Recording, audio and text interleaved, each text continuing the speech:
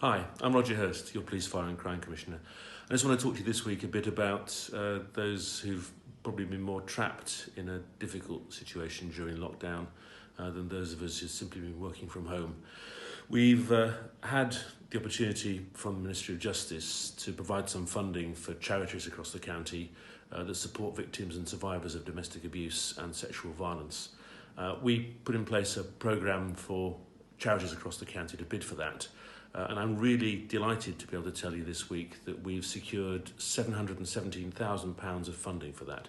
The original allocation to Essex was $620,000, but the bids that we've had in from partner organisations and charities across the county have been so good that we've been able to obtain better funding than we originally thought, which is really good.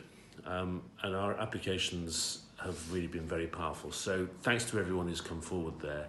And I think we're going to be in a really good position to support the people who are victim and survivor of both domestic abuse and sexual violence. The additional funding is actually going to our rape support fund to support some of the most vulnerable people in our communities, which is just great. I mean, of course, protecting vulnerable people from harm is one of the priorities in our police and crime plan, one of the top priorities. And I'd like to say a big thank you to everyone across the county who is and has been working so hard to provide those services, making them available to everyone who needs them. And it's so important to be able to do that. Of course, last week we saw a lot of the lockdown restrictions lifted. So lots of businesses and attractions are now reopening, which is just great.